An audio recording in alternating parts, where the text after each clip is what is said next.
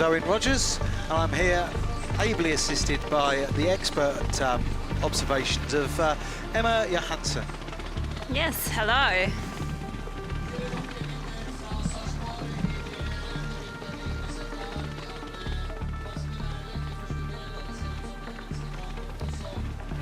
Here you see pictures of the start area at Sarpsborg and the house owned by the Hafslund company, one of the biggest companies in Norway and one of the main power producers within Scandinavia.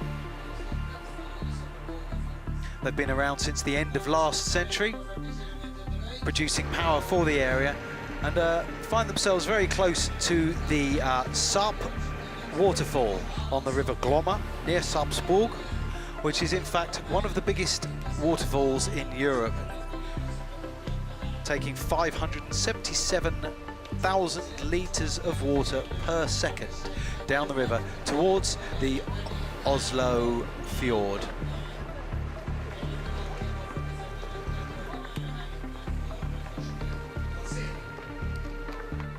Here we see the team of WM3 Energy, the team of Marianne Voss, who's on the right. We are coming closer now to the start. Is here as the second last. Who was placed in second place overall after stage one yesterday. Also wearing the points jersey. Leading the Simployer points competition.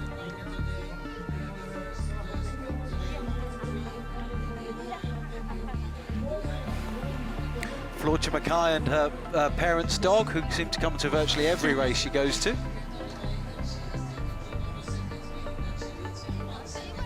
And the Valcar PBM team, Italian team of the World Junior Road Race champion, Elisa Balsamo, who had an excellent result yesterday, finishing fourth in the sprint.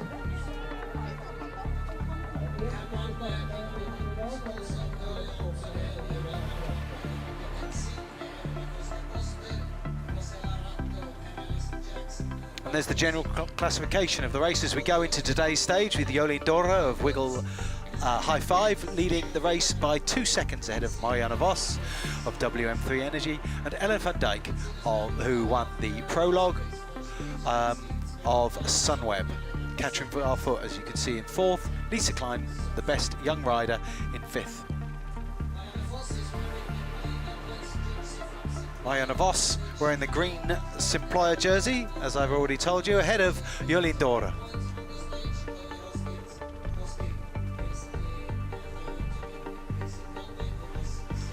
And the mountains classification is led, going into today's, wearing the polka bot, the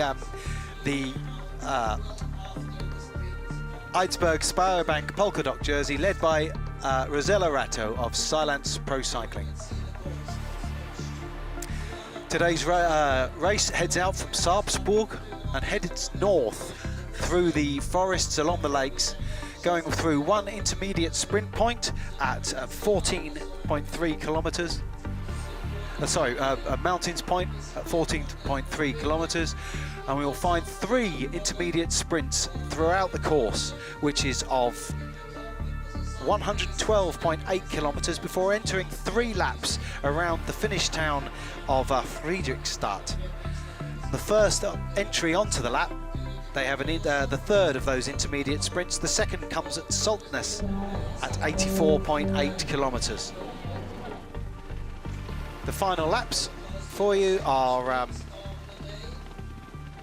7.4 kilometres, and as I've said, there are 3 of those.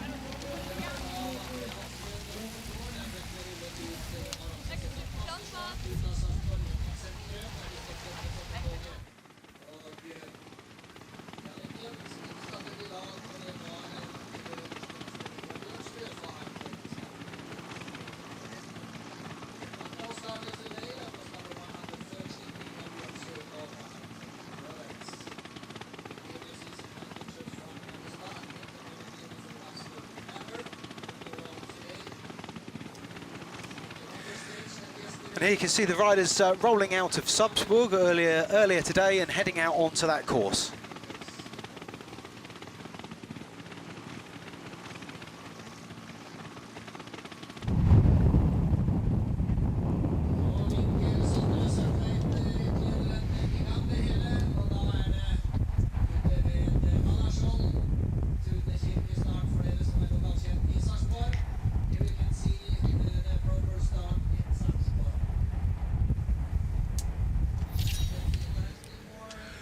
The first of these intermediate sprints was won this morning. Sorry, I'll start again.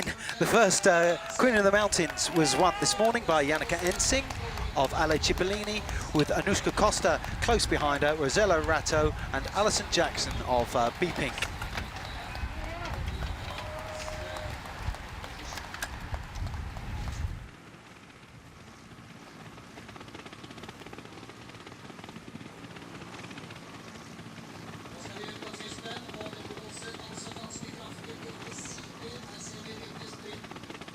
The sprint at Riga was won by Marianne Vos, which gave her 3 bonus seconds.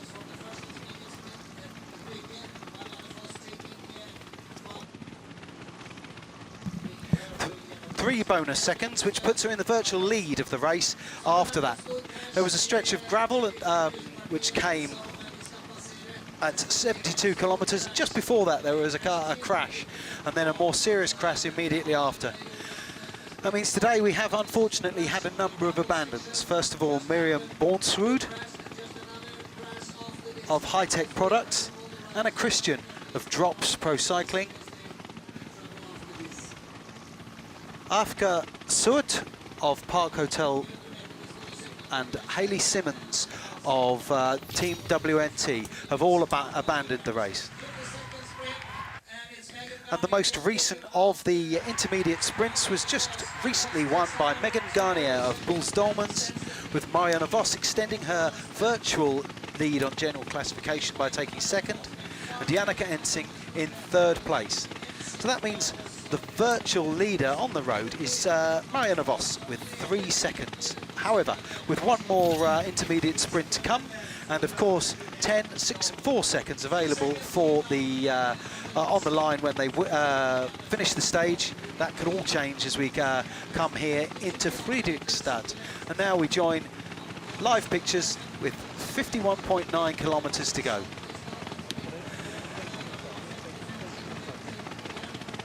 The route now, the peloton are heading down sort of southeast, and there's a good chance of some crosswinds. Emma, we were expecting perhaps a bit of an attack after that intermediate sprint. Yes, like you say, it's a lot of wind out there today, and you can see, we have seen the peloton split up and been very strung out for a lot of times, and you see that it's also very hectic coming into that gravel section. It was a crash before, it was also a crash straight after the gravel section, and it's a lot of nervousness in the peloton, and you can feel that it's a lot of things going on, and they know it's wind out there, but as you see at the moment, even though it's a lot of wind, they are very protected, and that is a thing that obviously it doesn't affect them that much. It's been a very eventful opening few kilometres at 90 kilometres. You know, it's relatively flat. The course is relatively flat, but there's all sorts of things been going on. To start with, we had a lone break of Silvia Valsecchi got away from the peloton and actually got a gap of about 120. But it was coming into that first intermediate sprint. The peloton weren't happy. People want to take those bonus seconds, don't they? And she was closed down incredibly quickly. And then, of course, we've after that, the peloton split into 3 parts, didn't it? And so it's not been a normal stage with the whole peloton staying together. No, it's definitely it's not as hard. The first part has been rolling, but now they are on a much more flat section of the race, and it's going to be more or less flat all the way into the finish. But the wind is out there, and they don't know if it's going to happen or when it's going to happen. And you see that recently they would protect it very well from the forest, and now they are out there, and you can see they go in echelon straight away when they hit the winds. You would have thought that teams would be well enough prepared if they were looking to break the peloton here. Those teams looking for that would be there in strength now. So, do you think it's going to happen with this open section or not? The question is if the wind is standing right. So it can be that, obviously you see now it's strung out in the beginning, but a tiniest angle of the course turning, that can make the difference. It can either then break it or just bring them back together again, like you see it's happening now. And yeah, that is why I think it's a lot of nervous riders out there, because they really want to be here for the final, and it's going to be a really fast sprint. It's a tail crosswind, or more of a tailwind coming in on the last 400 or 500 meters. How well will teams and team managers have prepared for this stage, and how well will they know the route? I think it's a lot of different preparations out there. Some has maybe been out this morning driving the course, maybe even last night. I think the one to follow, if you are a bit unsecure, is Emilia Moberg, the rider from this area, racing for Team High Tech Products. She knows every single corner of these courses every day, so I would keep an eye on her and see when she's in the front, you know that it might be a section that is going to be exposed for the wind or technical or whatever. Do you think High Tech will have the strength to break the peloton though? Do you think they're, you would expect perhaps the Dutch teams are going to be the ones that break it up? Do you think High Tech are capable of breaking the peloton and getting rid of some Bulls or Sunweb or WM3?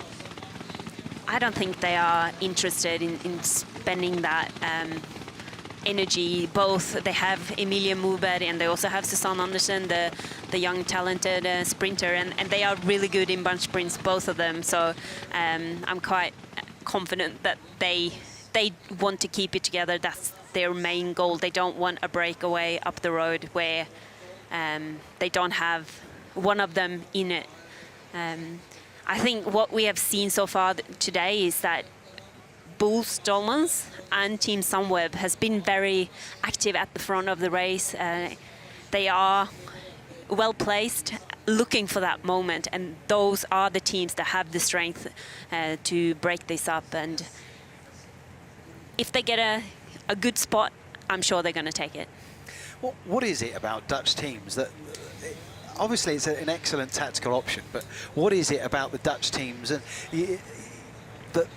why is it them that can do it when everyone knows that it can happen and where it can happen? Why is it the Dutch teams that are always so successful at it? Because they are born in Holland. Obviously, for me, it was when I came to Holland my first year, it was so much frustration going on inside because I could not. Every single training, I was fighting and fighting against the wind, and I struggled to find a good protection behind my either teammates or if I was out training in a group. And then if you're alone, obviously you can't hide anywhere. And I think it's something that you need to learn. And you need to learn how to love to race in the wind. Yeah, certainly my own experience. I have no idea. If you would have to choose, would you choose between a very windy day or a very hilly day? I'd choose very windy because I'm a little on the heavier side. Okay. And I have very short legs, and I don't mind having a fight with the wind, but I do mind having a fight with a hill. I think I would choose a hilly day every day. Yeah. Maybe. Yeah. I will still choose that, even though I'm not on the same level anymore. Well, we had Emma and I had Emma had the displeasure of having to tow me up the Col d'Izoard. We rode the route of La Course back in May, and whilst I was grinding my way up and unable to speak, she would breezily be asking me how I felt, how my children were, weren't they? But that's what you do. You make company with someone that is riding a bit less than you to make yourself feel better. But no, it's a hard climb, and I'm not sure that I would choose a climb like that, though. If it's more lumpy, I prefer that. But you see, the peloton doesn't seem to have too much stress at the moment, cruising along. Yeah, the first hour was particularly slow, but the second hour really, really made up for that. The second hour was a fast hour. And that's just the dynamics of the race, isn't it? With Valsecchi up the road, the peloton were happy for her to be away, and then now they've once they caught her and they had the sprints, they seemed to be happy to settle again.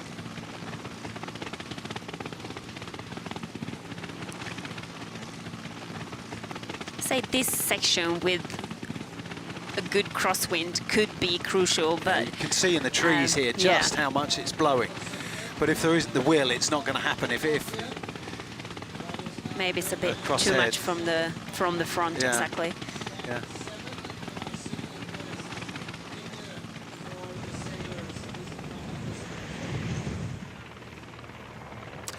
So we drove the circuits when we came in. It's always good to see some cows joining in the racing. You don't see that often though. No. Actually running along. They want to join the peloton. That's funny. We drove the circuit when we came here to Fredrikstad. And what do you think to the circuit in town here? It's very technical, especially the last bit. I would say the first part of the circuit, it's not. Like if you look to yesterday, it was much harder. It was much more. It was up and down the whole circuit, where I think it's much more flat today. But the last couple of kilometers, 2-3 kilometers, is twisty and cornery, and they have a section of cobbles. Yeah. And plus they also have a tailwind coming in, like a cross tailwind, and that is going to make it really fast. And maybe if we see what we witnessed yesterday with WM3 coming in for the first intermediate sprint, making a perfect lead-out train for Marianne for the sprint. They spent a lot of Beckies on that sprint, and maybe that was what cost them a bit for the final. It's going to be interesting. It's the same scenario here today when they're coming in the first time they pass the finish line. It's also an intermediate sprint for seconds. But if I was them, I would stay calm and save that energy for the final, because with a good lead-out train here today, it's might be the winning move. Yeah, I mean she's got a 3-second sort of cushion now, hasn't she, with the second she picked up from the previous intermediate. So, you know, is she likely just to put all her eggs in the finish, in the basket at the finish, if you like, you know? I think, is that a likely thing to happen, do you think? Might be that she's thinking that way, but we're also seeing that she's sprinting every time. She still has time to recover, but whether she should put up her whole team to help her, or maybe try to find her way on her own and maybe sneak a second or two, but maybe not go all in for the 3 seconds and still save some for the finish. Yeah. But she's also, it's a lot of strong riders here. It's a really good sprinters. You could see Jolene Dore yesterday. She was really fast in that last. Yesterday it was going up a little bit as well, and today is a totally different sprint. Because you're going to come in with the wind in the back. It's going to be about positioning, but it's also going to be about power. So, you know, of the top sprinters, do you think any of them are more suited to it than any of the others? I mean, would you say, for instance, that Kirsten Wild might have an advantage over Chloe Hosking, or not? It's always difficult to say, because all races are different, and I think it comes down to positioning, where you are for the moment. What happens? Suddenly someone needs to touch the brake a tiny bit, and that can be devastating for you, or it tips the other way, and it's actually what makes you win the race. And you just need to go with the flow and follow the race and put yourself in the position to win. And sometimes you succeed and sometimes you don't. But that's what has been so good this year as well. We've seen all these sprinters. They are. It's very difficult to pick out one on paper that is the favorite, because they've shared it around so much. Yeah, there hasn't been any one dominant sprinter really this year. I think perhaps Chloe Hosking maybe has not had all the opportunities that she'd have liked, but she's won when it's mattered. Women's Tour she won. She was winning early in the year as well, and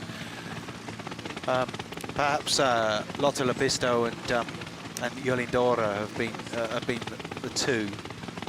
Yeah, and also Rivera has also been very good in the sprint finals. Yeah. List is long. Yeah. But of course, Rivera is not here. No, no, that's true. This week. Or someone like Leah Kirschman. We saw her yesterday doing an awful lot of work. They were racing really aggressive. In the final circuits. Why, do you think? Is there any rhyme or reason to that? Or is it down to the individual? I've been thinking a little bit about that, because it might seem crazy from outside. You know that she's such a good sprinter.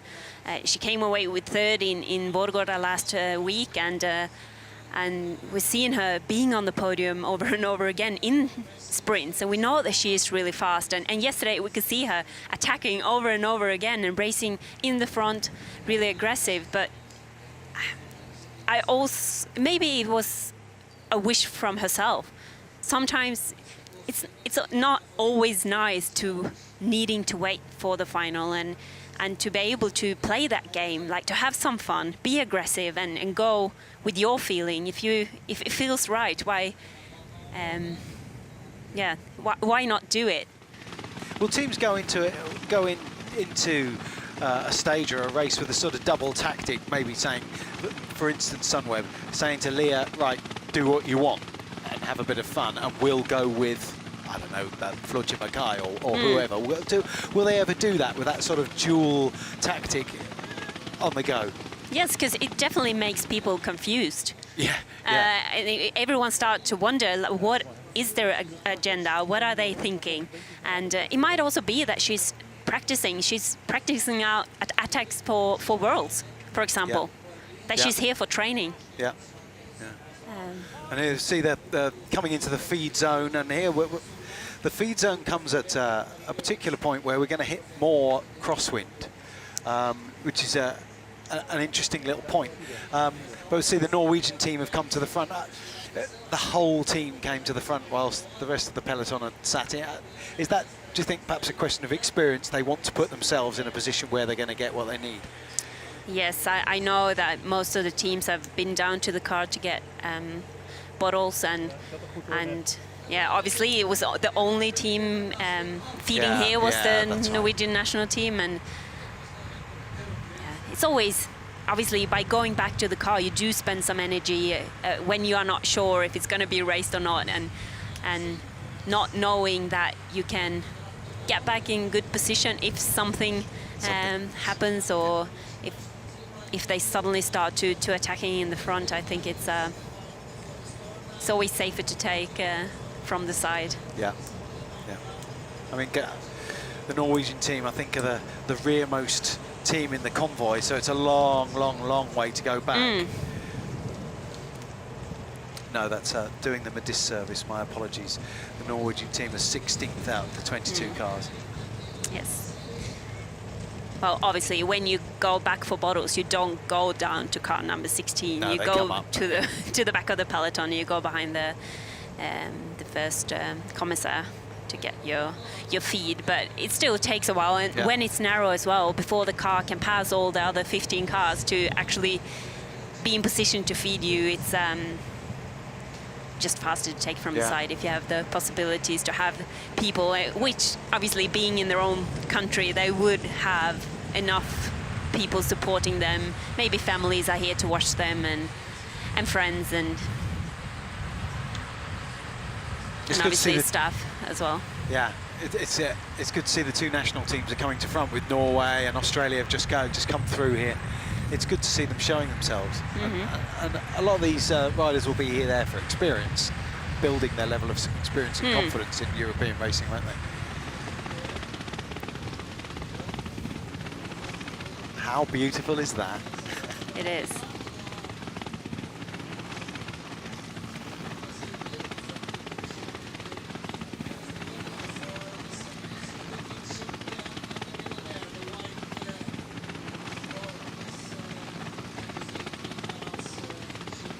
very pretty. It is pretty.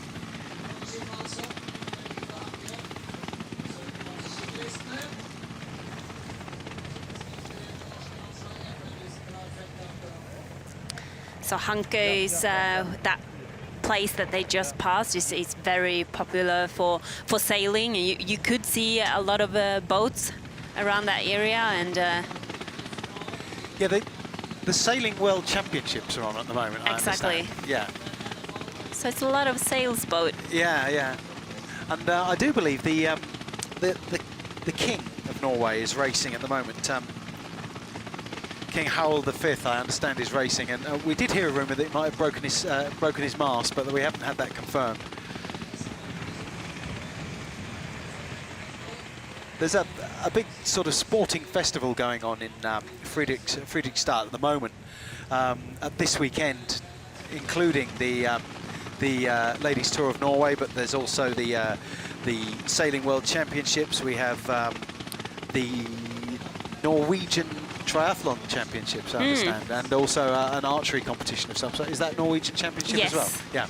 That's correct. Yeah, it's a lot of things going on around Fredrikstad, who's actually turning 450 years this year, and that's also why they have an extra I don't know, a celebration with bringing all these events into the town and making it an even bigger party.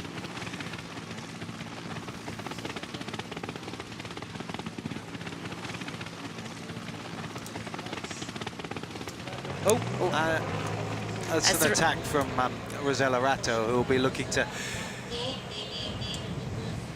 Looks like Thea Thorsen from Team High Tech Products who's covering that with Pavlovska in her wheel. And then Catherine Garfoot is also want to join this. Shara Gillo is trying to get on terms there. I noticed Charlotte, whatever the weather, is always wearing a scarf around her neck and arm warmers. I can understand if you come to Australia to this. It is quite chilly out there today, actually, and it's a lot of wind, and the wind is fresh. When the sun is out, it's really warm, but the wind is... That house, just to interrupt, that house you saw there was, in fact, the summer house of the Norwegian royal family. I expect they'll be staying there tonight after the sailing that's going on here. I have to say that Norway has been one of those countries I've always wanted to visit, and it hasn't disappointed since I've been here. And seeing the pictures is just reinforces that. Yeah, I think anyone who watches these pictures would want to travel here, and it is as pretty as you think it is. A lot of water. Yeah, a lot of water. As an Englishman, I'm quite used to a lot of water. And you have the Norge, which is the King's yacht. It's not the one he's racing in. It's his King's. It's his national boat, so to speak, his yacht.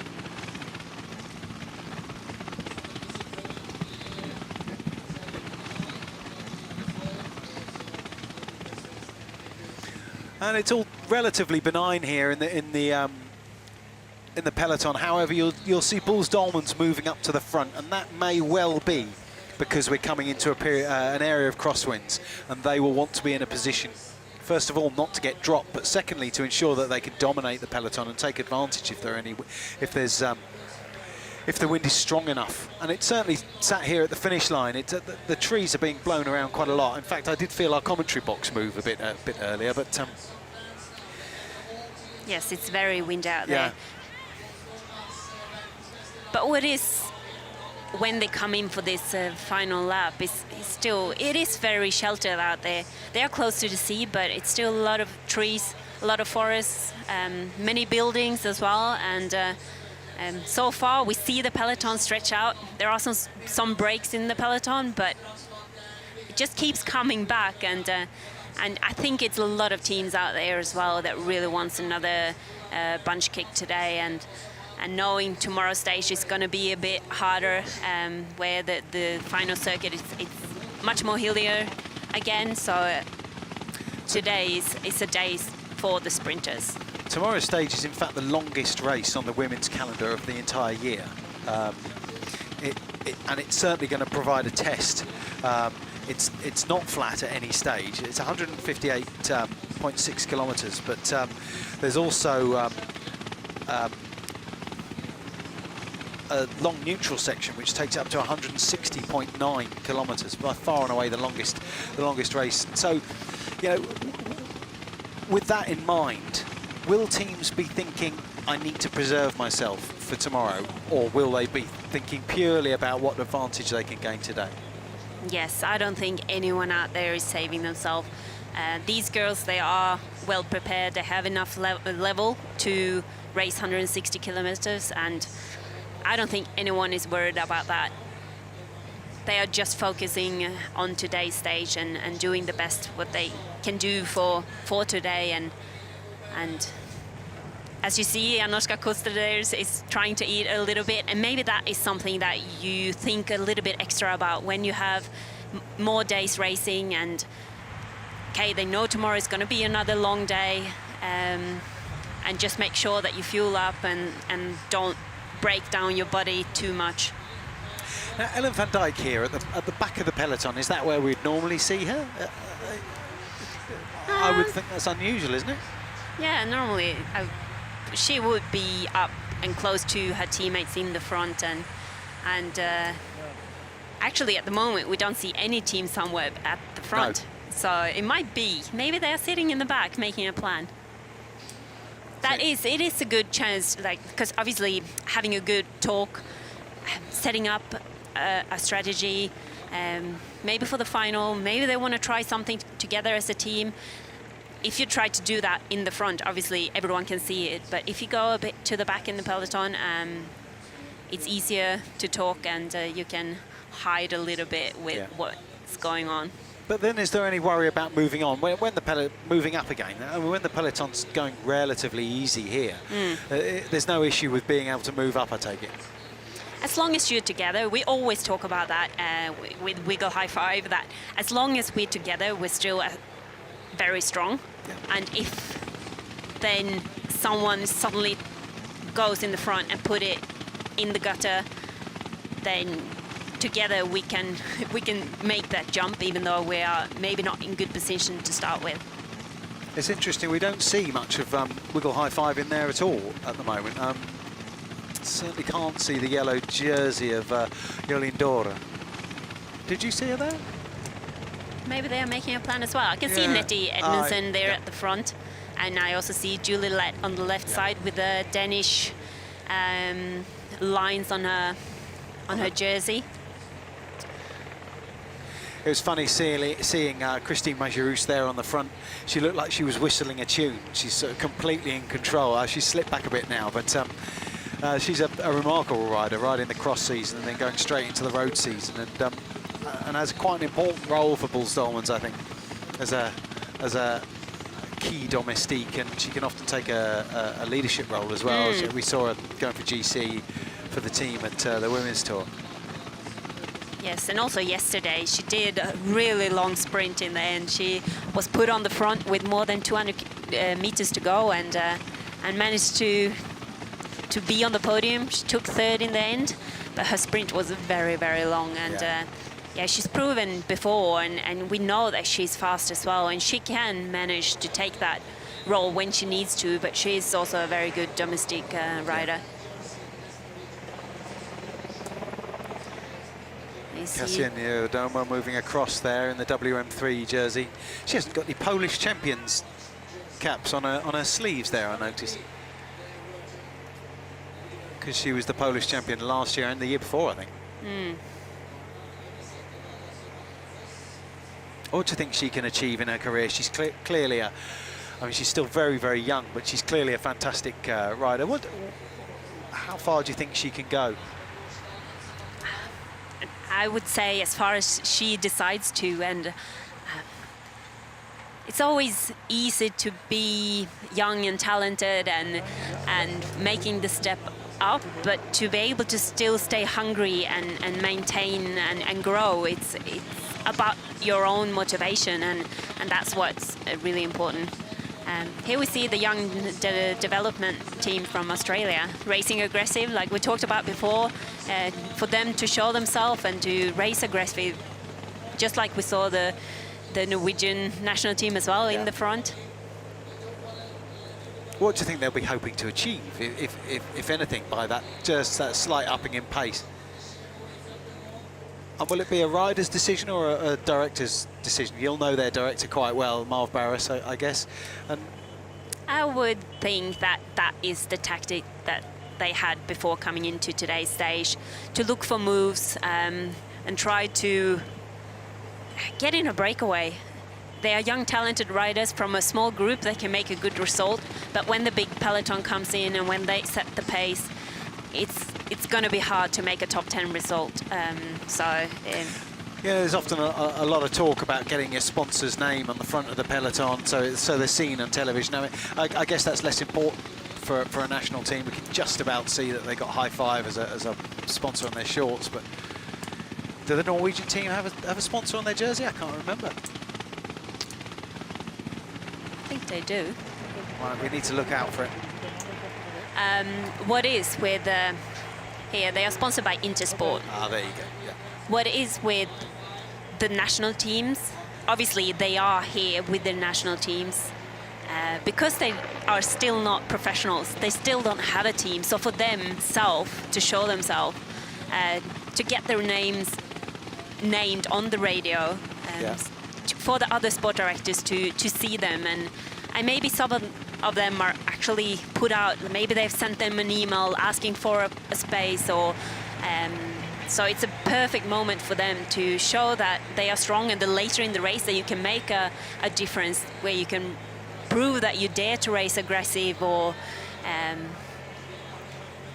the better.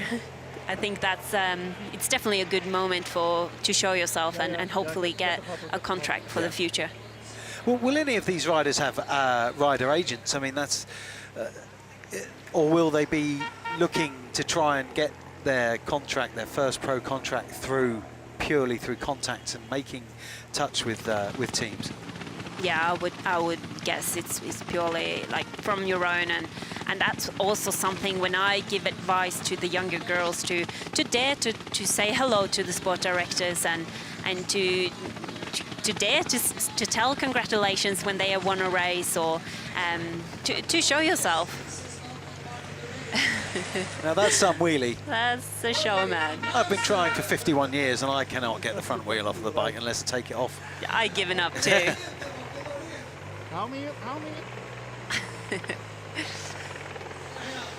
And we've got an attack here. Is that Orica, isn't it? It's Orica Scott going off the front here, Yeah, chased. It's Rachel Neyland. She obviously wasn't impressed by the guy. Yeah.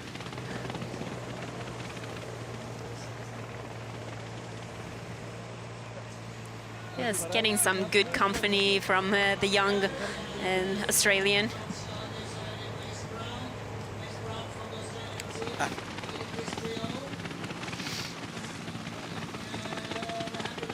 And it's also the B-Pink rider. Is that Velsecki again?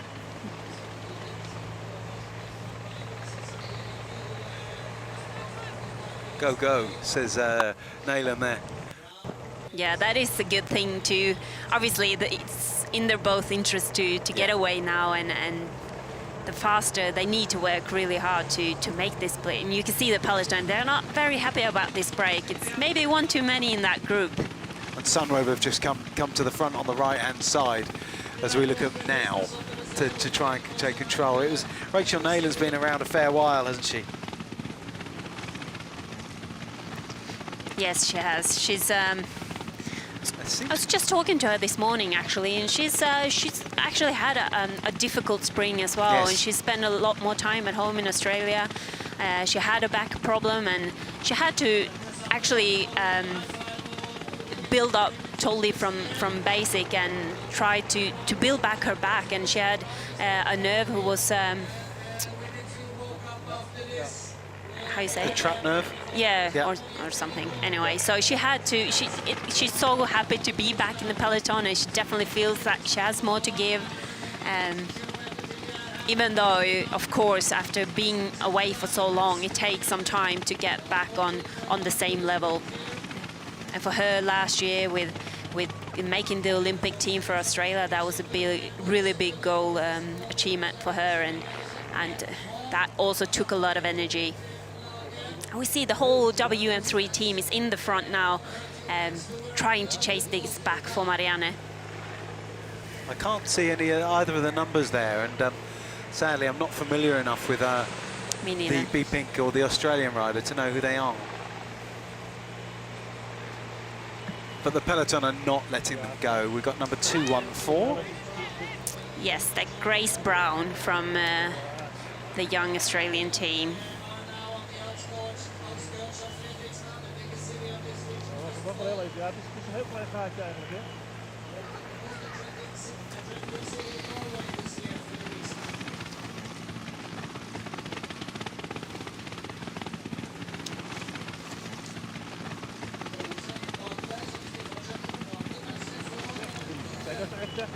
They're certainly not gaining any ground, are they? They're just sat there, hanging, really.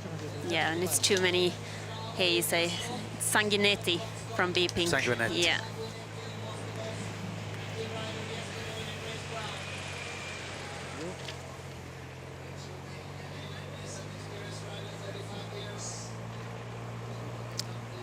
They're not that far away from the circuit now. They are actually entering the circuit with 27 kilometers to go. Yeah. And that is also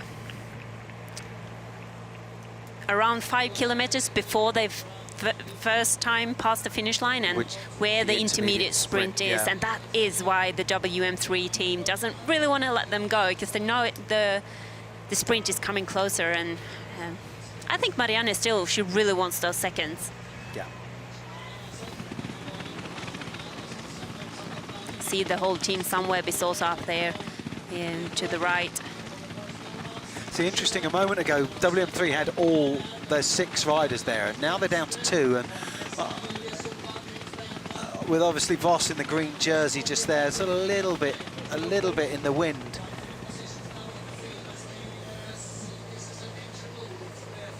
This circuit is, whilst it's technical, it's not hilly. No. Unlike yesterday with the short dig, but there's no hills to break the peloton. It'll just be the technical nature of it, won't it? The technical and the wind, depending on how it's going to stand for them. But it's nothing like yesterday. They don't have. Yesterday they had a QOM on that circuit, and today, okay, they do. Yesterday was also a short gravel section. Today they have the cobbles, they are pretty bad. The cobble section, only a kilometer from the finish, and that is going to make the peloton stretch out, and that is also why I think a lead out, you really need help today to be able to finish it off for your team. If not maybe possible from the whole team, but at least a couple of riders that can look after you and put you in good position for those last someone going corners. Nearly straight on. How chaotic will a cross tailwind be as they're coming into the finish line here? You know, when it comes to the final sprint, how will that affect it? We've got an Australian flag directly opposite our commentary box, and it's blowing very strongly from behind. So how chaotic will it make that final sprint? I think the sprint itself is that it's more about positioning again. I keep talking about this positioning, but it's going to be so crucial where you are with 2 kilometers to go, where you are when you hit those cobbles, because not far after the cobbles you are turning a sharp right and then a sharp left, and then you're here, and it's this fast wind coming in for this last. Is it the kind of thing that a late attack could get away, do you think, with a tailwind would be able to keep it going? I think so. Yeah. It's actually perfect for a late attack. So someone like Ellen van Dijk, who's done it twice in the Tour of Qatar, could get away in that final kilometre and just use all that power. I do believe the Australian flag that is flying right outside our window is the dad and boyfriend of Lucy Kennedy, who I met her boyfriend on the train on the way down from Oslo Airport the other Oh, there day. you see. And It's nice. yeah, and he had his push bike with him, so I got a chatting with him. I don't know whether he's managed to get out on his bike since he's been here. Well, it's been raining quite a lot. The girls have been so lucky because Yeah. this morning it was pouring down. Yesterday after the race it was pouring down, and well, they are talking that the rain is coming in later today as well. Yeah. Whether it's going to happen or not, it doesn't look like that so far, but you never know. It's very windy here as well, so the weather do change a lot. We had some short showers, but at the moment it's I think it's really nice for the girls out there. Actually, it's good temperature. It's well, the wind is blowing those showers away very quickly when they've come in, when they've hit us here at the finish earlier in the day. They've come in and blown away pretty quickly. Now here they've got the river on the right, so they're heading. Yeah. they are coming into this circuit very soon. How good is the communication? We just saw one of the silence riders waving to say that there's a traffic island. How good is the communication within the peloton? It's something that all cyclists think of. But I was a person who was always shouting, and Yeah. I did not like when it wasn't signed enough or when girls didn't talk. Because in the front you can see it, but when you're in 30th position, it's no way you know what's coming up. And communication, giving warnings, it's very important. But you can see, like, it's also about keeping you need to stay alert the whole time, and that's why, okay, for your body, obviously it's hard to race, but also mentally, because you need to stay awake. yeah, this is where it gets a bit technical, isn't it? It comes up a little bit, and you've got a left and right, some roundabouts. As you can see, there are parked cars.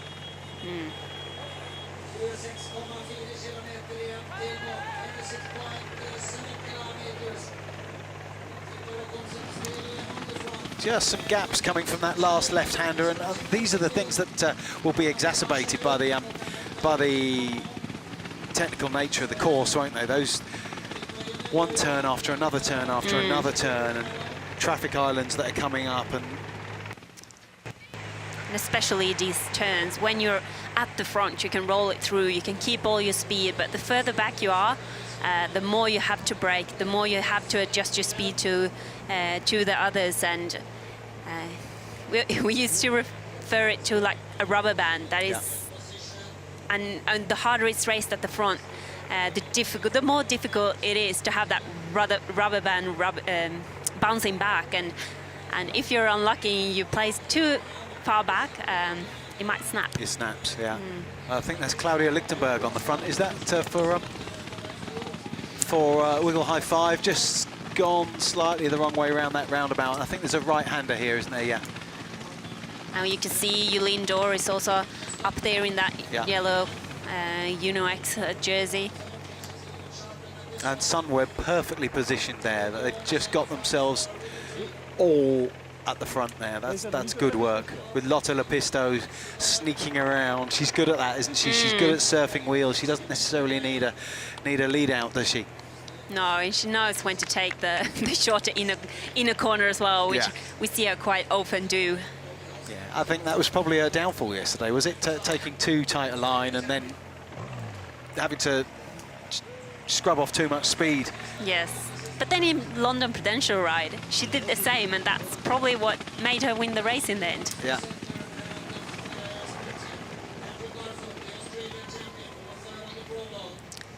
Now this is the only hill on the circuit really, and it's so shallow. Even a large middle-aged man like me would still be in the big ring. So it's nothing to a peloton of professional cyclists. No, and you can also see in here the Australian champion Catherine Garfoot pacing the peloton. Who will she be riding for then? We could see Gracie Elvin doing really well yesterday in the sprint, and I'm sure that she can repeat that effort that she did if she can be in good position, and if they can keep it together for her. But of course, I think for them as well, they are interested in maybe having a break up the road and to get everyone to have their chance if it's possible. They rode a canny race yesterday, I felt, Orica Scott, in that they were only seen, similar to Wiggle High Five, they were only seen when they needed to be seen. Yeah. Which I thought was very, very impressive way that they raced. That's a team with confidence. Yeah. So they are coming closer to this final. And I'm sure what is as well, when they're coming in for this final, it's always, for most of the girls, it's the first time they're gonna see it, and the ones that are up for the sprint later on, every time they pass the line now, they're gonna analyze, where do I need to be, from how far out can I start my sprint, where do I need help, and then to find each other and communicate this for the most important sprint, which is obviously in the end. Yeah. So, I mean, who will be doing that? So let's pick Wiggle High Five, because it's a team that you know. Will it be Giorgia Bronzini? Will she be let's say if she is the road captain, will she be looking at it and saying, right girls, this is what we're going to do, or will it be down to the team director once he's driven through? I think it's in combination with the girl who's sprinting. Yeah. What she wants is... Has Georgia just come to the front here? Yes. Just being shut off by Danny King, I think, there from Silence, who's lost a whole load of places there. And now, Beat Pink.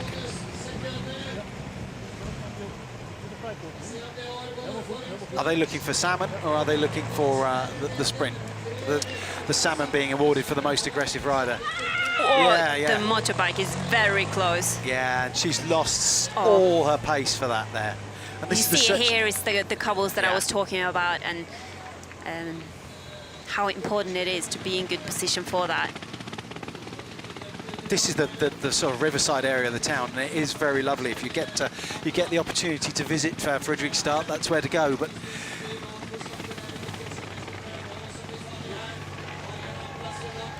and you can see this is we're into the last 2 kilometres now, and this is where the race gets really tight, and there'll be a lot of jockeying for position when it comes, well, both on this round through and also when it comes to the final sprint.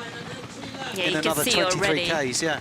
It's less than 1 kilometer to the line now, and it's all strung out. We see Sunweb at the front. And here comes Voss. Garfoot, she hasn't got Gracie with her, but it's interesting. Voss just moving herself up. And there's a lot of pace going on there at the front. The last couple of corners are very... The Majerus moving up there. But they'll all be looking for bonus seconds with so much time available. That's what they'll be looking for. And then a left corner, and then they're here coming up towards us on the line. With only 500 meters to go.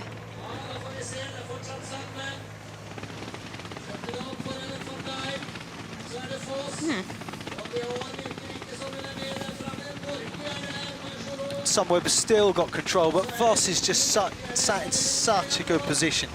And the woman just knows how to keep calm. She's incredible. And they're just coming into interview here on the line now. Voss to the front, and no one's going to catch her. No one's got a chance on her. So we have Voss, Van Dijk, and Majerus. So another 3 seconds for Marianne. So that gives her a 6-second buffer there on GC. So she could even come second to Dora and be take quite over happy. yellow. Yeah. I don't think she'll accept that, no. She's a winner, and she'll want to win the stage, and she'll want to win the GC.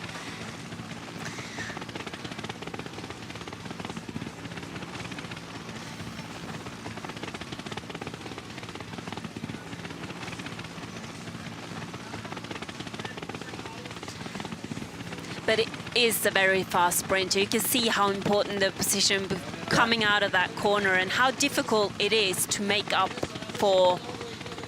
Like Marianne, she starts the sprint and she gets the gap straight away, and it's almost impossible to close it. Yeah. Also because of the wind, because you don't obviously you don't have any shelter when it's tailwind. Yeah, yeah. Oh, here we do have Team Sunweb. Is it Floortje McKay? Yeah, it's Floortje. Just pushing on. And as you said yesterday, you know, after an intermediate sprint, it's a great place to try and attack. Oh, Gio was going straight. Giorgio Ambrosini went straight in that roundabout. And of course, she'll be in such a big gear without the... She was on the radio. With no Something pace. has happened to her bike.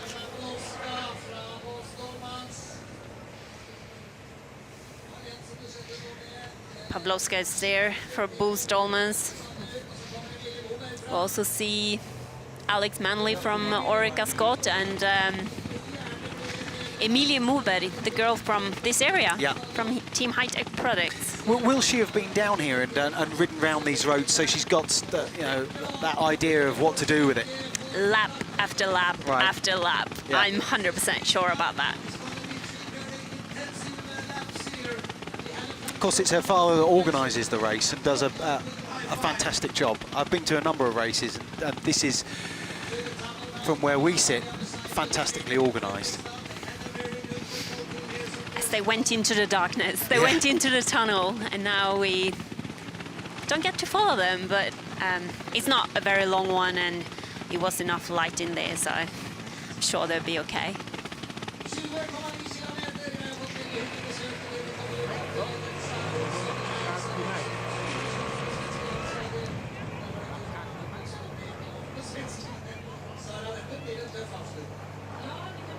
Who's that, Pavlovska on the front there? Pavlovska on the front, and was it Lea Kirchmann again?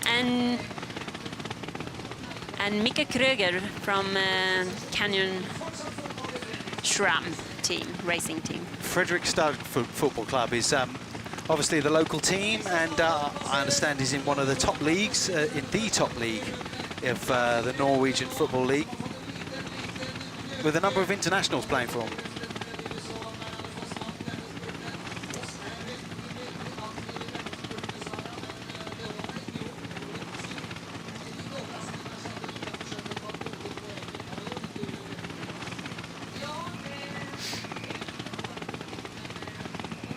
People turned up for that game by the look of it. They're probably all out watching the bicycle race.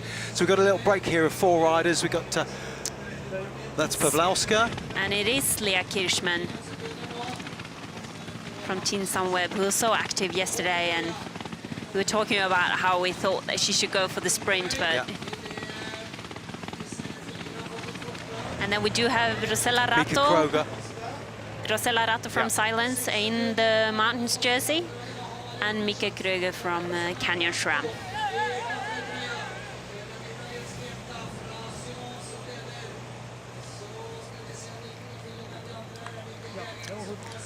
Oh, we see Teniglo from WM3 waving her elbow in the back, trying to get someone else to take over for the chase. And you got another little break here with... that was Teniglo, and it's a rider from Velo Concept. Was it someone from the national team, the Norwegian national team? Could have been, yeah.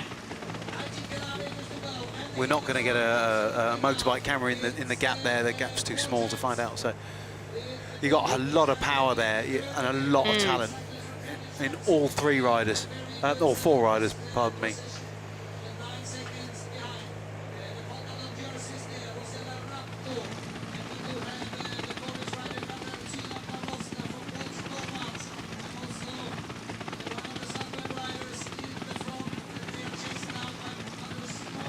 So now Sunweb will be sitting up, Bulls Dolmans, Silence, Canyon will all be sitting up and leaving it to someone else, yeah?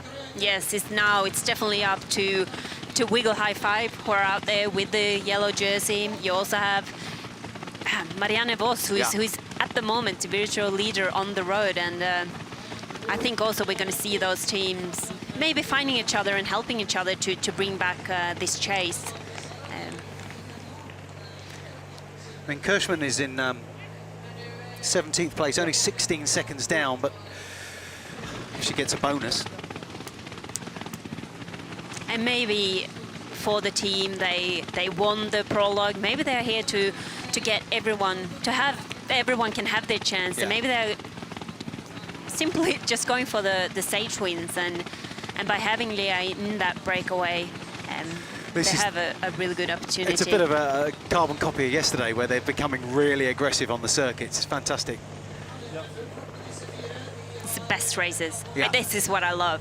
When I raced, coming in for the finals, where you have the aggressive style from the teams, and now you have a breakaway from 4, but if they get brought back, I hope that we can see someone following it up and have new situations.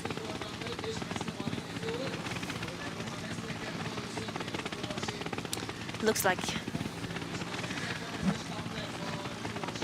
the little group of 3 are getting company from 2. Was it one rider from Cervelo Bigla? I think so, yeah. And then an Ale Cipollini? Yes, it's So that's Jannike Ensing. Yeah, Christina Sigard, I think, is the Vela Concept rider. Teniglo. Do you know who the Norwegian rider is? No. Ensing's had a fantastic season. I mean, she... Oh, yeah. That was a strong move over that top of that climb, and they do struggle to follow. You can see it's a lot of thinking and talking in the front of the peloton at the moment. It's only 17 kilometers to go, actually, I would say. And a breakaway like this is very dangerous to let up, to let them have too much of a gap.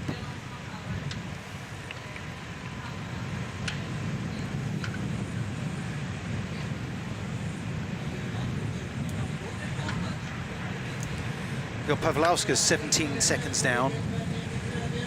Kirschman is 16 seconds down. Rato at 22. And Mika Kroger at just 9 seconds down. Kroger could be the one to benefit most from this. So we can see that it's Stine Borgli from the national team, and it is Clara Koppenburg from the Cervelo Bigla team.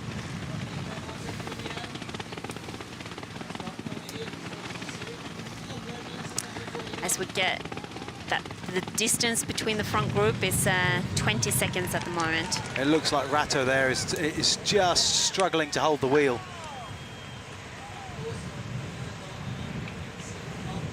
I'll say it again, but it's good to see Silence are an aggressive team. They're a great team to watch. They're always trying something.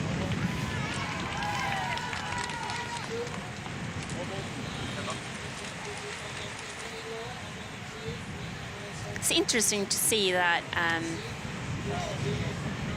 well, now Monique Tineglo, she's sitting in this group. Is she going to ride full to try to take points, bridge this group up to the front one, or is she better off backing down and helping her teammates bring it back?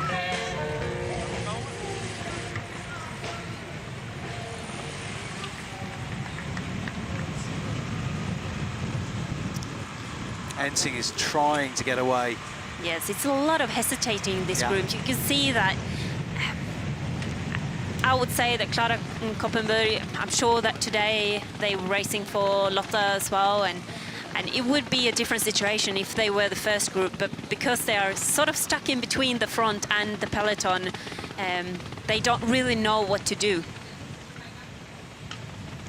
As we have the 4 leaders coming Looks in. like no, I thought Pavlauska was sitting up for a second there, looking behind. I think he's just making her way back down to the back of that group of 4.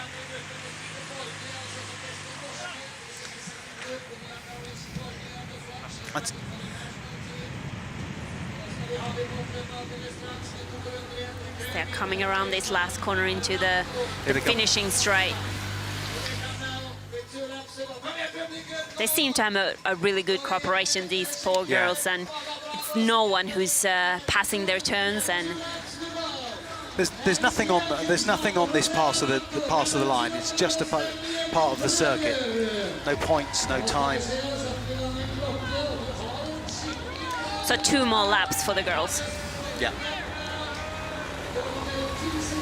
Which is nearly 15 kilometers.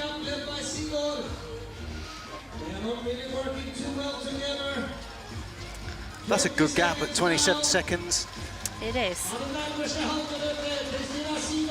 Yes, it's almost 30 seconds for the leading quartet.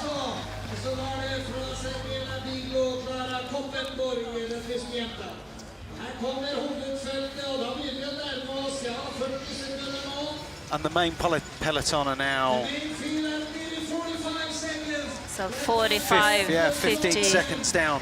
As we can see, it was a top sport leading the pack. Yeah. And it's stretched out. The peloton truly stretched out, trying to get back on terms with these two groups that are off the front. But it's a very strong group in the front. Yeah. It's 4 riders. If they can cooperate, I think they're going to be very difficult to catch back. Out of that group. I mean, were we in any way expecting this to happen? Do you think, were you expecting this to happen? Well, we were talking about it, how aggressive they raced yesterday, Team Sunweb, and how Leah seemed to be on a mission. She really wanted to attack. She wanted to get away, and today she has the situation where I thought yesterday it was going to happen, but today, when I think all teams were quite certain that it's going to be a bunch sprint, then they get this strong breakaway, and of course it's still 13.5 kilometers to go, so but it's really strong riders up there. The Norwegian girl, Borgi, she's their best on general classification. She's only 23 seconds down, so she's got a lot to gain from this. Yes, I think obviously for that it's a lot of for her. She wants to make it across. All riders in the Norwegian national team, they have the freedom. They want them to go in breakaways and take their chance, where you could also see a lot of hesitation from Clara Koppenburg, how she don't really know what to do. She has her team in the back. She has Lotta, who won last week in Sweden. She knows that in a bunch kick she can win, and very uncertain whether she can pull it off, even if they make it up to this 4 in the front. And it was a lot of hesitation whether to ride or not to ride, where the 4 in the front, it's no hesitation at all. Yeah. It looks like all 4 of them are getting the freedom from their teams. Everyone is taking their turn. I would say that on paper Leah is the fastest one, but remembering that a sprint from a breakaway is always different than a bunch sprint. In that you've put in that much more effort to get away and establish the lead, yeah? I also know that Pavlovska, she rides a lot on the track, and she also have a really good finish. She was injured at the start. She had a leg injury at the start of the season. Started her year a bit late.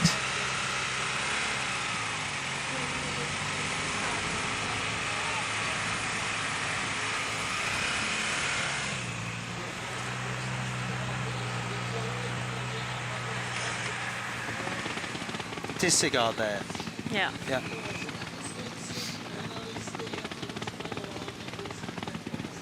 So 50 seconds to the peloton. Doesn't look like anyone is taking the responsibility in the peloton at the moment. Oh, that's a little bit risky. That's Sylvia Valsecki, who was in the break earlier, a lone break earlier in the day. Managed to get herself tagged, and it'll probably prevent her changing gear and all sorts of stuff. I would try to get that one out before it make more damage to. If it gets really stuck, then you don't want to end up on the floor. No. Or anyone else ending up on the floor for that matter.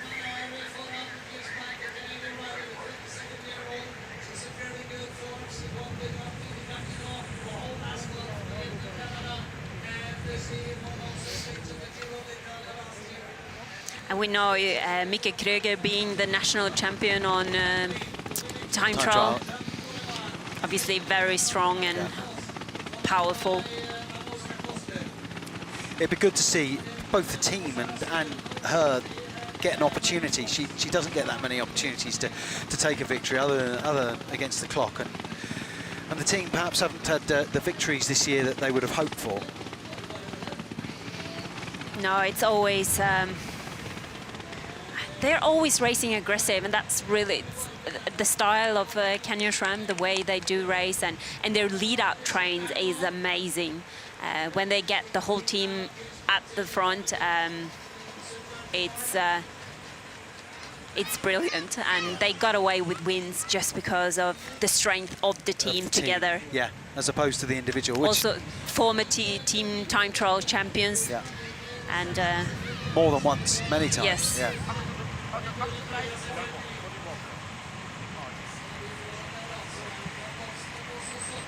But this group are not making any inroads. In fact, they seem to be coming back to the peloton now, this group of 5. Yes, like I was talking about, it seemed like Teniglo, a lot of the riders, they didn't know She'll be sitting what up to now, do. WM3 on the front of the peloton with Silence marking them. And then Bulls Dorman sitting in Sunweb. too, and then you have Team Sunweb as well, with Floater Mackay. See if we can, if Wiggle High 5 are going to go up and contribute to the chase, or if they're going to let the virtual leader team from Marianne Vos, the WN3, make the chase.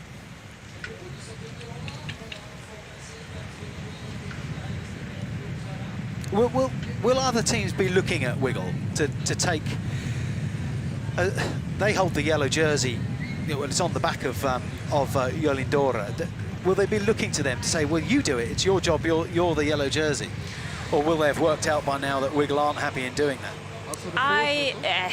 If you've seen the whole, even from yesterday, you saw how WN3 has taken control of the race. They've been pacing it up. They've been bringing the breakaways back for the intermediate sprints, and when you do take that responsibility already from the beginning of a stage race, either you're when you're not even in yellow like they are, I think then you also have signed on the paper that you are going to have to take the most of responsibility. But of course, like, it might be that they do get a little bit of help, but at the moment, if they come into the finish or try to bring it close, like it's Marianne is the one in yellow at the moment, so. And the gap's coming down now. Not only are they catching this group of 5, the gap's down to 36 seconds, as we can see.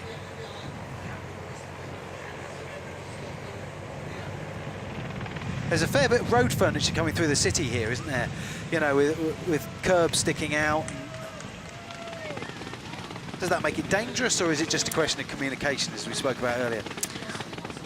Now they've done a couple of laps, so they know what it looks like. I think the first time you come in is always the most dangerous one, and when you come in for the sprint, because no matter what you've seen on the first lap, when it's a sprint, it's always more hectic, right, and the speed is faster. Things that you saw on the first lap is coming much faster. But by now, the girls, they know where they need to be and how the corners are. You could see Giorgia Brasini overtaking one of the... she couldn't take the corner in one of the roundabouts, and... she won't do that again. She won't do that again, no. Just slightly get the feeling that Kroger's struggling to hold the wheel as she's coming through. There's a slightly larger gap between her and the rider in front.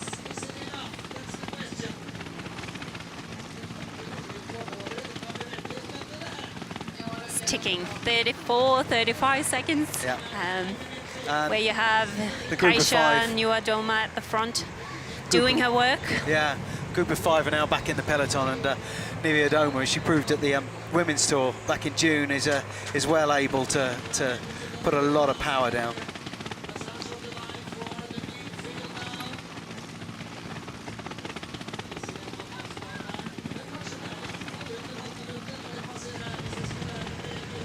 They are coming closer to the last passage from the finish line.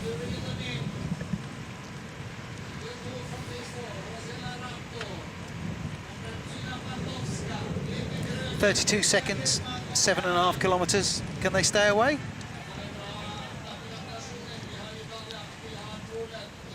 Yes, they can. But will they? Yeah, yeah. It's gonna be tight, very tight. And it needs to be no hesitation. Once one of the girls stop taking their turn, Yeah.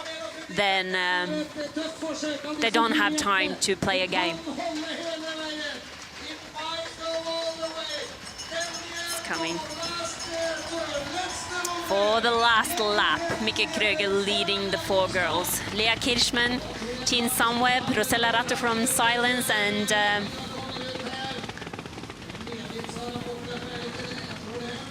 30 seconds. Yeah.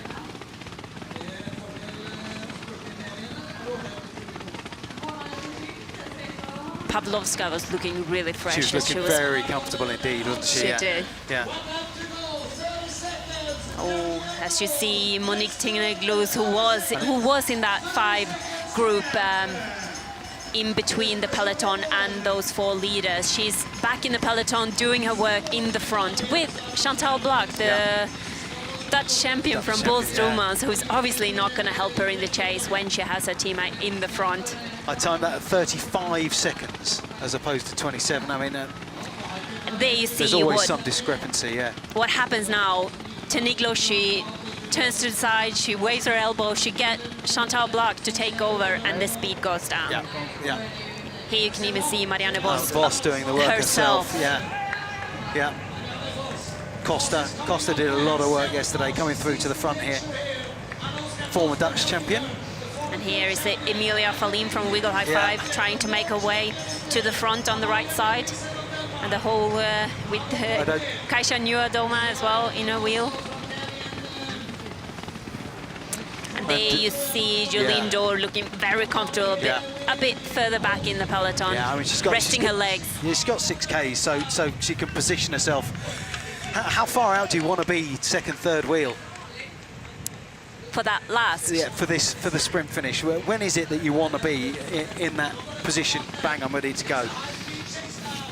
I think coming around for the last 200 meters here, you wouldn't want to be further down than second position, because it's so fast, it's tailwind, and I think you need to start the sprint. And of the 4 that are in the break, if they manage to stay away, which do you think is going to be the rider that tries to go for the lone break? Kröger with her power.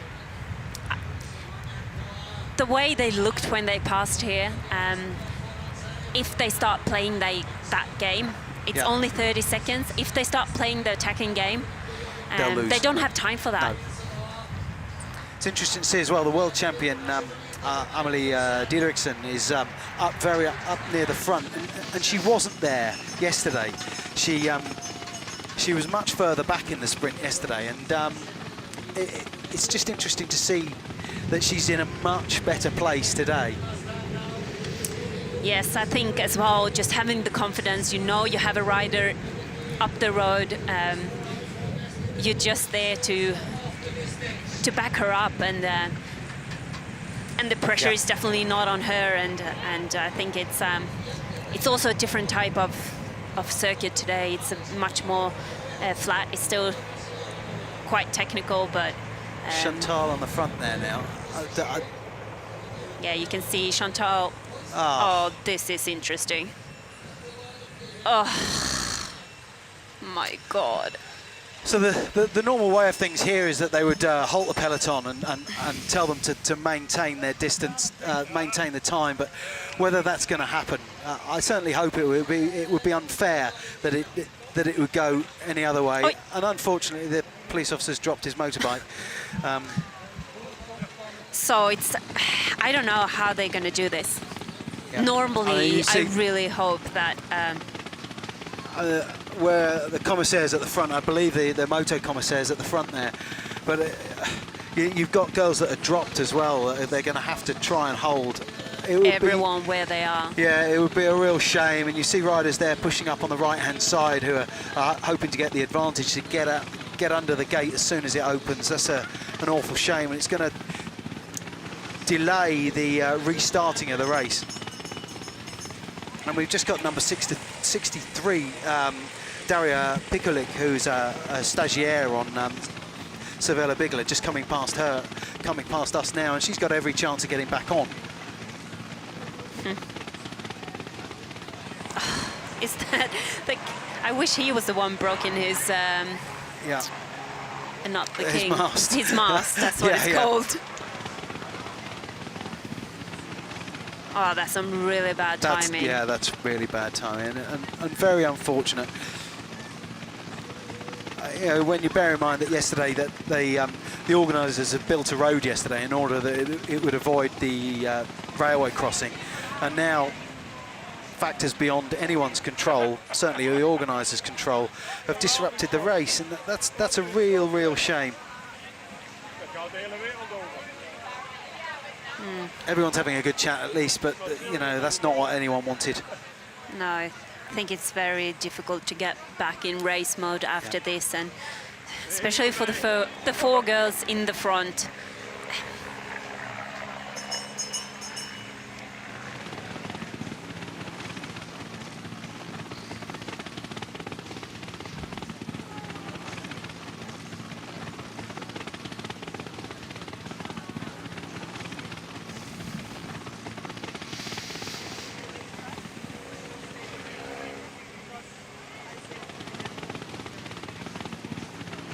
So this is definitely an advantage for the peloton, I would say. And there were a number of riders who were dropped, and they're all going to get back on now. And well, I mean, we don't know how long the bridge is going to be open for, but will muscles get cold, or are they just so warm that they're going to take some time? I think they will still stay warm. That's not going to be too much of a problem, but it's more a matter of how you can stay focused and how you can find motivation to still ride hard. Like for the four girls at the front, they did have a good cooperation. And the wind's getting up here as well, we can see, and looks like another rainstorm's coming through. It'd be interesting to know what Christine Majerus and Chloe Hoskin were talking about exactly there. I think for sure, Chloe wants it to come back, and I think for Majerus, she would be more than happy to see her teammate get the chance to race for the victory today. And what's difficult now is to get the time difference right if they decide to let the four. Yeah. Which I really hope they do. It doesn't look like that's going to happen. Everyone's come up to the gate.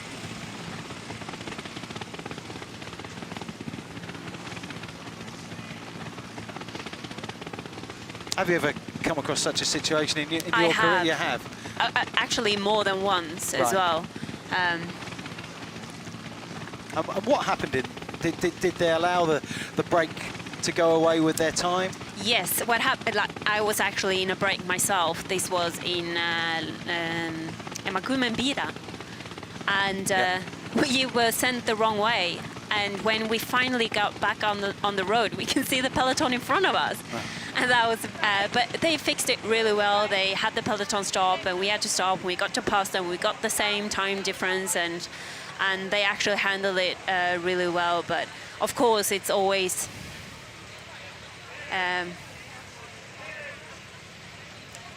It's very unfortunate for the organization. Yeah. It's spirits seem to be high there amongst the Wiggle High Five girls. I see it. It's always. And Edmondson having a bit of a laugh. Always a good laughter with Nettie when Nettie is on fire like she normally is. I think in general it's a very happy peloton. The rules do say that if there is one or more riders with a lead of 30 seconds or more, and they hit a level crossing, this is for level crossings, that they should, the race should be neutralised until that gap is re-established. Okay. Let's hope that happens. Just in the. How much time do they have exactly? 23, 22? I don't know. It depends on the Seconds. exact timings. And 'Cause we when- timed them over the line at 35. We did, but it was coming closer. So Yeah. I would say maybe 23, Yeah. 24. In which case they'll just start them off. Okay, we'll see.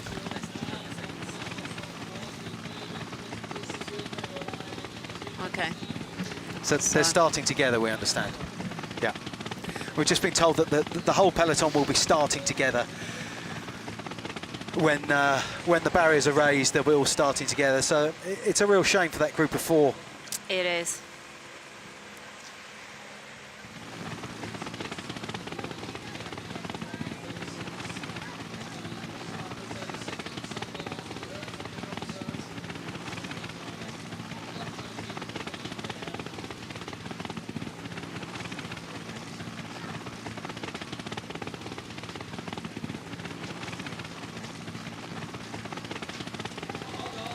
Race is on. And here we go again. You know, It's like- you've got teams trying to re-establish themselves into their groups and everything going on here. And silence their normal selves, nice and aggressive, and off they go. Oh.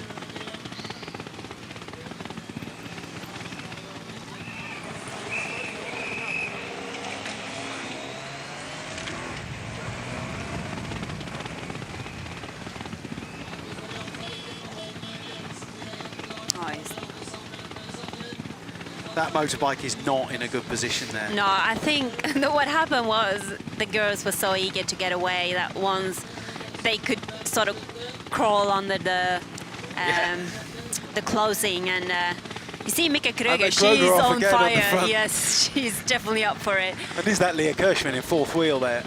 Yes, I obviously. think so, yeah. You see the silence riders at the front as well. I think in the 5th position is that Kirsten Wild. It could well be Kirsten Wild, yeah. And I think this is a really Danny good King on the sprint front. for her as well.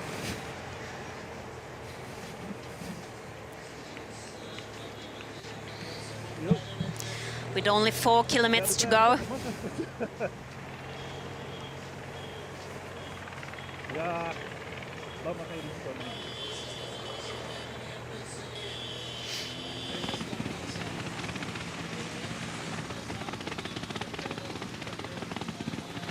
There's a lot of looking at each other here.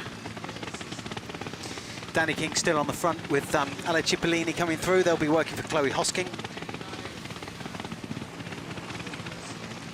And Marianne there close up to the front Yeah. in her green points jersey.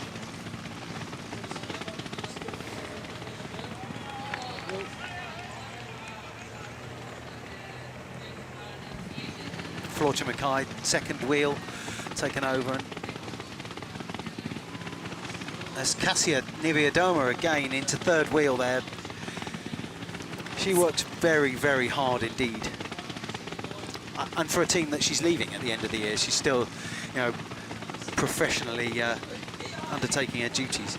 Yeah, that's very important to show that you are loyal to your team and your employer. And it is Leah Kirschman who's up there, and we should get revenge and sprint in the end today, Yeah. or we should try another attack. It's only 3 kilometers to the finish. Did you see Mayurus doing a outside, going around the outside there, trying to get herself in position? There's Kirschman again. Yep, Yeah, I mean, Floorcha.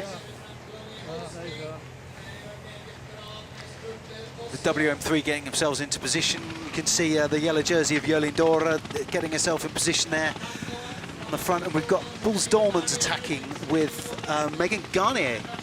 I think that's Megan on the front there Yes. with the...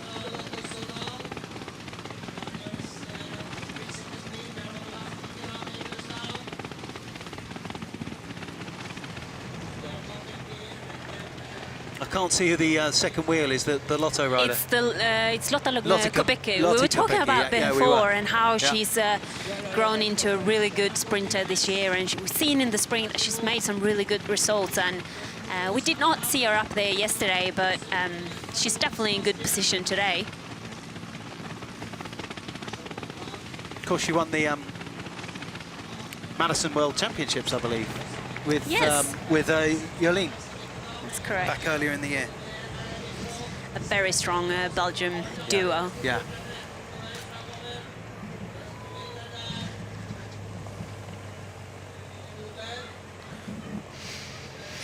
It's still Megan who's on the front for both Stallmans. They might all be together, but the pace is not low there. There's a lot of effort going. A lot of Lepisto moving on the outside. Just 2 kilometers to go. And you can also see the world champion, Amelie Didriksen, like we were talking about before. She's up there in the mix today, and I think she proved at the Worlds last year just how to time a sprint, didn't she? It Yes. wasn't so much her power, it was just fantastic timing. Has she got a problem with her bike? She's looking down though. So just 1.7 kilometres to go, this 140 kilometres second stage of the Ladies Tour of Norway. With bonus seconds picked up on the intermediate sprint. Marianne Vos is our virtual leader on the road, and we're coming in with just over 1 kilometre to go towards the to the end of the race.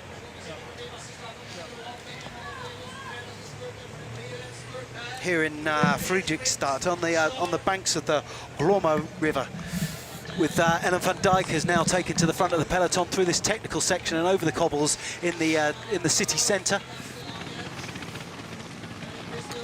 Yeah, with Jolien Dora is sat in the front there, as is Vos, Kirsten Wild, Lotte Lepisto. We've got the world's best sprinters all in the Chloe Hosking, Lotte Kopecky.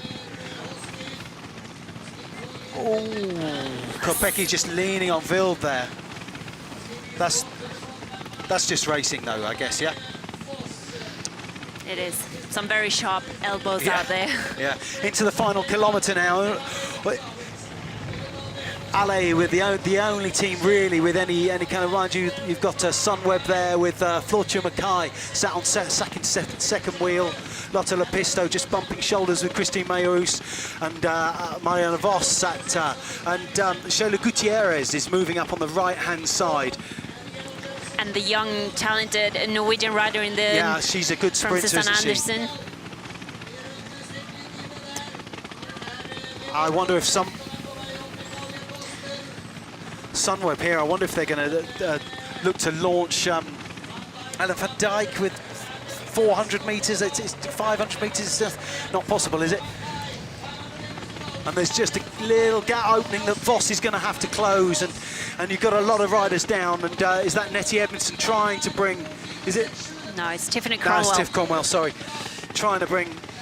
It's got to be good for Chloe here with Ellen van Dijk opening up into the last few hundred metres, and they're coming around the bend into the final straight towards the finish line here, and Chloe Hosking has opened up a sprint, and Vos is coming round her. It's going to be close between Vos and Hosking, and it's Hosking that takes it from Vos and Ellen van Dijk.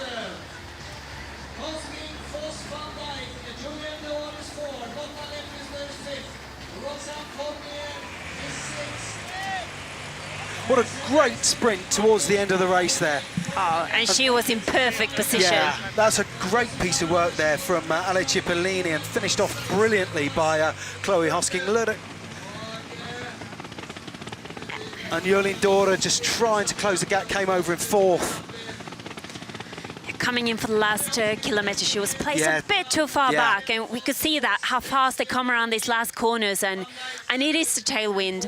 We were talking about it before, and coming into that last corner in second position, just like Chloe Hosking did, was the winning move today. And having the power horse, Ellen van Dijk, doing her move and trying to go for a very long sprint that... as predicted. By, yeah. Oh, it's fantastic to see Ale Cipollini getting a good win, and she'll be chuffed to bits, and I believe we're going to hear from Chloe Hosking as soon as she's finished taking the plaudits from her teammates, who seem really rather chuffed. Congratulations, how was it? Long. And then, with the bridge, but that's bike racing. No, I'm super happy. Like, the girls have been really, really strong all season, and I probably haven't won as much as they'd like me to. So to win today, it's really nice to repay them. We talked to you before the start, and a lot of the girls pointing you out a favorite, and now you You proved them right. Yeah, what a compliment. No, yeah, this was a goal. Yeah, it's my first time doing the Tour of Norway, and to get a stage win is awesome. World Tour, even better. I'm super happy. Your thoughts on, you know, the bridge going up and then they decide to neutralize the whole peloton? Yeah, I mean, we had to. We went swimming across the already river there. or whatever with our bikes. But that's bike racing. I mean, you see it in the Paris-Roubaix all the time. For sure, it's a bit different when it's 6K to the finish. But I was sort of thinking when the bridge went down, oh, people might take it easy, but they did not take it easy. So then I just got in position, and I was a bit worried about the finish because it was probably more technical than I would have liked. But I ended up getting a really good lead out from Ellen van Dijk, so that was nice. Tell us about that last 100 meters of the sprint.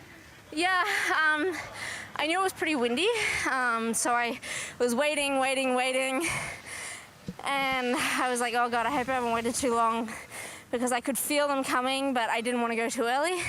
So I probably launched with about 175 to go, and I think I could feel Voss on my left, but she was shading me from the wind, so I could just hold on.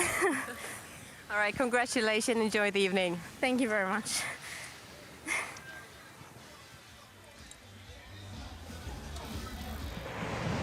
And a good little interview there from Chloe Hosking. I believe that's just a fourth win of the season, and she said there that she hadn't won as much as the team had perhaps hoped, but I think that's a good result for her. Yeah, there you see how high the pressure is for the riders as well. You come in as the top sprinter in the team, and they of course they. You can see here in the shots here how she's just moving away through the riders as they're sort of regrouping there on the bridge. But she was brought into the team, wasn't she, to win, and yes. she was given some choices over what riders she wanted to try and bring to them, I understand. Yeah, and of course, like it's always nice to be asked for and to get a good contract. But coming in when they expect you to win races, it's not just to win races. You need to do it as well, and that's what she's saying. And you know, it's you see every race, the riders, they are so happy because it's not easy to win races these days, and the pressure is on, and everybody wants to win. See how frantic it was. I appreciate that the motorcycles are there for a reason. The police are there to protect the peloton, but they were very close there, weren't they? Just Yes. seeing the sprint again, and you can see how Van Dijk had gone off in that effort to go for a long one, but all she succeeded in doing really was bringing on, leading out Hosking there. Yeah, she did. But then compared to yesterday, then where they weren't up there, and I think for her, she saw on the intermediate sprints as well, and when she can take the lead, because she's so strong, like she is a person who can make a really long sprint, Yeah. and okay, someone else is winning, but she's up there on the podium today, and obviously I think the team were 100% supporting Leah Kirchmann when she was in that break, but unfortunately with the bridge situation, everything came back together, and in the bunch sprint, she's taking the responsibility and she's putting the team on the podium.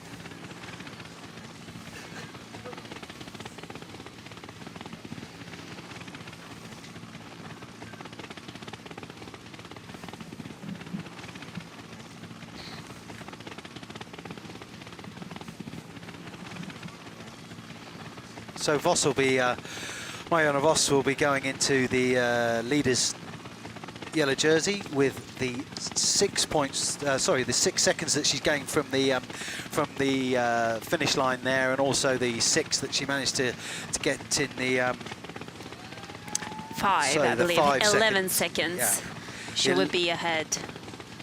And that just proves how excellent she is at managing a race. It's not just her legs, is it? It's her head, it's her ability to think through a race, isn't it? Yeah. Yes, she's attending every sprint, and she's still up there for the final. She's really good in positioning. She knows where to be and when to be there, and yeah, she proves it over and over again, and she does have an eye for the race. And it's been said a million times, but she is unparalleled in cycling.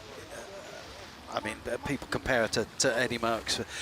Sadly, there aren't the races that for women to race that perhaps the men have, but she would have won those anyway, I think. yeah, she's an all-eater. She can do everything. Yeah.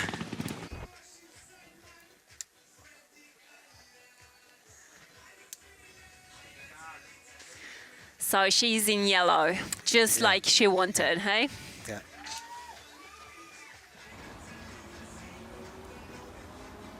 And earlier in the day, the peloton set off from Sarpsborg, heading for their 140.1 kilometers to Fredrikstad. During that time, we started off with one intermediate climb.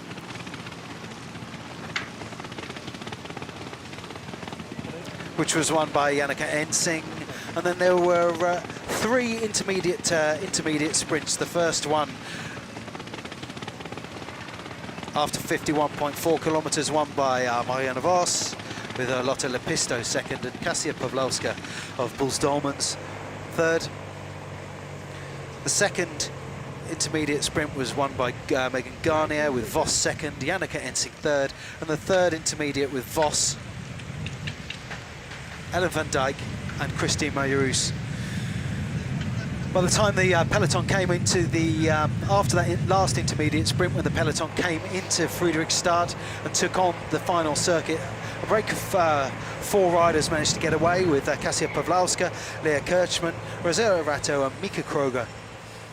And then their break, which was their lead, which as you can see there was at 19 seconds, was wiped out by a bridge coming up, and they had to wait for the peloton.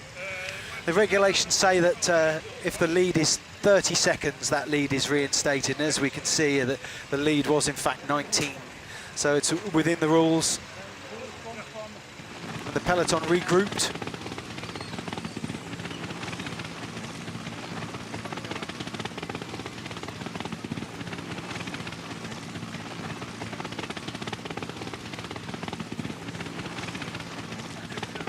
Peloton regrouped on the bridge here.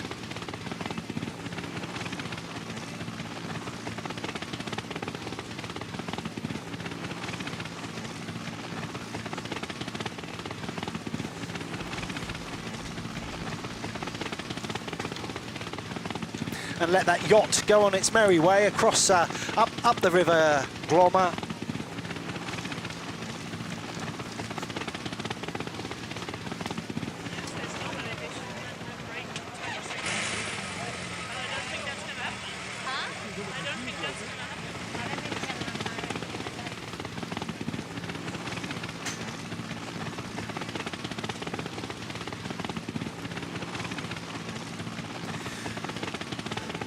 Before setting up a sprint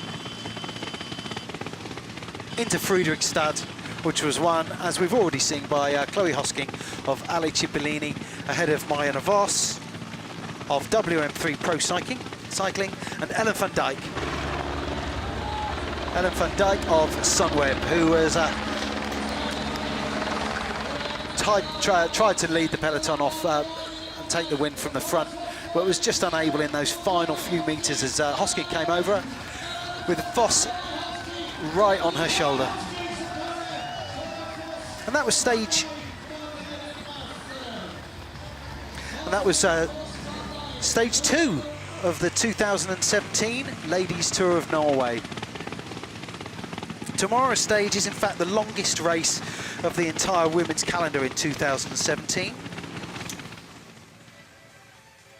At 158.6 kilometres, passing into Sweden as soon as the riders leave the start at Svinesund.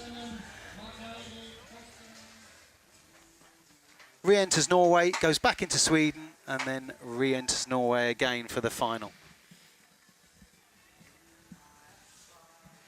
Maybe we'll see some Swedish flags then. Yeah, we should see some Swedish flags. We've seen plenty of Norwegian ones. Yes. They're quite free and easy with their flags here in Norway. They do like to wave them. They do.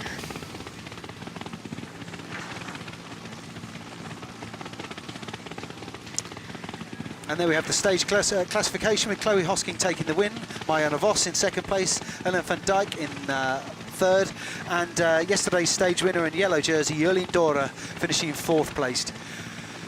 With Lotte Lepisto, who won last week's World Tour race in Forgora, in fifth, and Roxanne Fournier taking another top 10. She's got plenty of those to her credit this year. Tiffany Cromwell taking a well-earned seventh place. Fortune Magai, the second Sunwave rider in the top 10. Claudia Costa and Alexis Ryan from Canyon SRAM.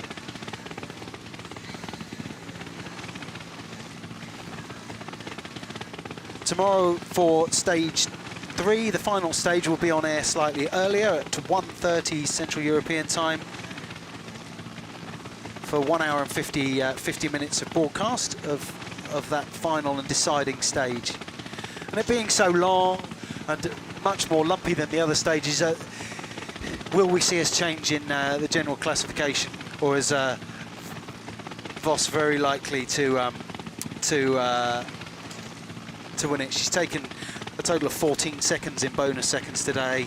Yeah, she's done a really good job there, with winning 2 of the intermediate sprints and getting second on 1, and then with a second place she's collected a total of 14 seconds, which puts her in the lead of the general classification with 12 seconds ahead of Jolien Dora, if we've done the math If right. we've done it right, yeah.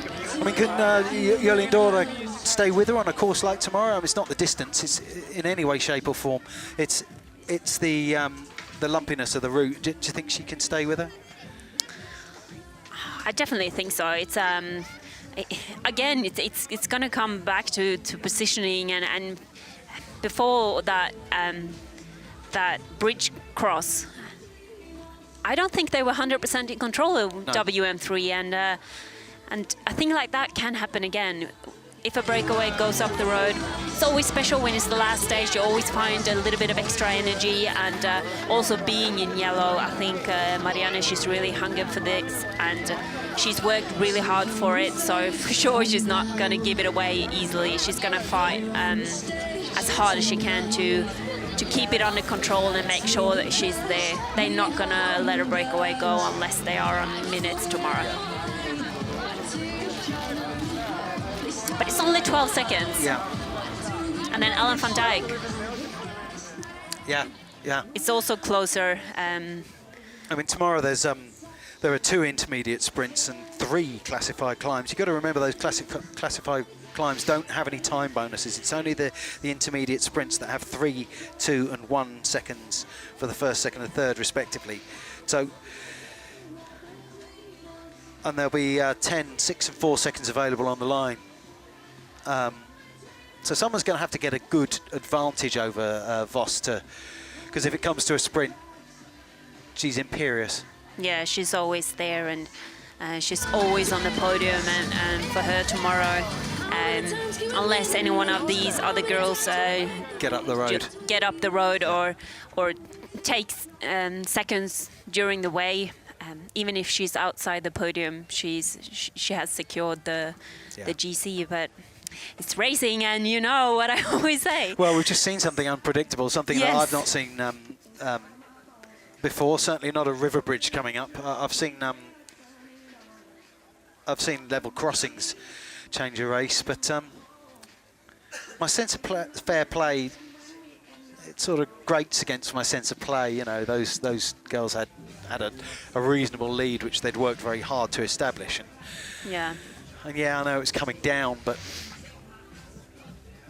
Yeah, I can see it is a lot of comments about it, but the girls also know that it is bike racing and everything can happen. We are on the roads, and unpredictable things do happen, and of course for the the leading four, I'm not sure that they are too happy about it. But yeah, unfortunately, this is what happened, and it is what it is. Yeah, the rules are the rules, I suppose. Yes. We're just waiting for the podium ceremony to happen. Hopefully we'll bring that to you.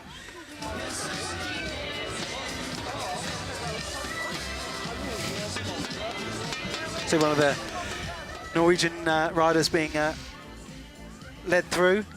Who was that, do you know? Kirsti Ruud. Yeah, Martin, my husband, Yeah. he was just talking to her. Yeah. He used to have her when, she was on the... he was actually training her Right. some years back, Yeah. and she was away from the sport for some time, and now she's come back and she still loves racing. I've seen she's been in Belgium quite a lot this year. She's done some good results over there. Obviously here, being in the Ladies Tour of Norway for the national team is a really big thing for these girls, and it's also on a higher level, and she just loves racing, Yeah. and that's why she's here, and she's a very talented rider. But unfortunately, she was injured for a while, and still trying to make her way back. Does she have the skills and the legs to make it into one of the professional teams? If she wants to. Right, yeah. And that's a big thing, isn't it? There's plenty of people who have the physical attributes. It's the desire to achieve, isn't it? We see the UCI president, Mr. Brian Cookson, there. I presume he'll be presenting some of the awards here on the podium.